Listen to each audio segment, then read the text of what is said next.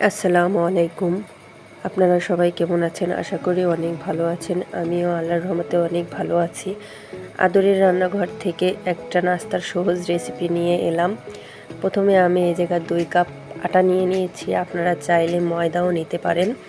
তারপরে পরিমাণ মতন আমি লবণ দিয়ে নিয়েছি। 2 চা চামচের মতন আমি রান্নার রেগুলার তেল নিয়ে নিয়েছি।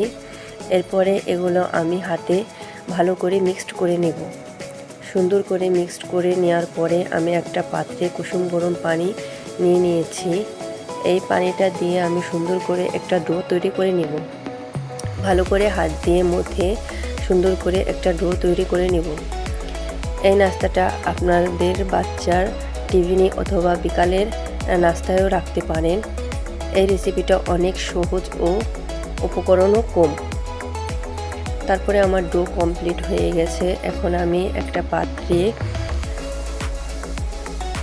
4 চা চামচ চিনি, 2 চা চামচ তিল, গুঁড়ো দুধ নিয়েছি 5-6 চা চামচ।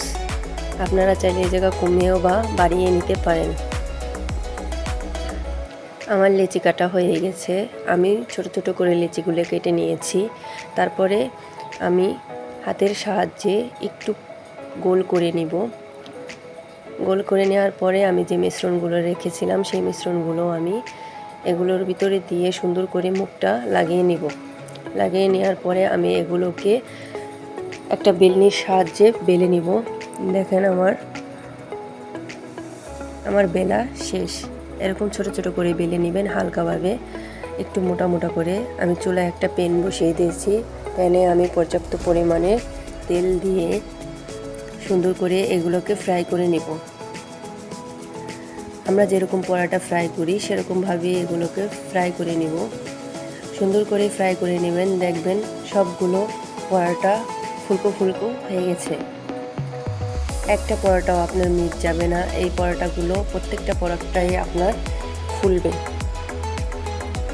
আপনাদের দেখা সুবিধার্থে আমি আবারও 3টা ভেজে নিচ্ছি। আপনারা চাইলে এক একটা করেও ভাজতে পারেন।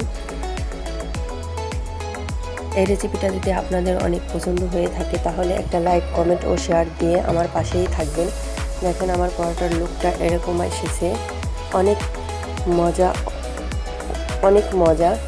আমার বাচ্চা এই রেসিপিটা অনেক মজা করে খায়। এই রেসিপিটা একবার হলেও ট্রাই করবেন। সেই স্বাদ এই রেসিপিটা।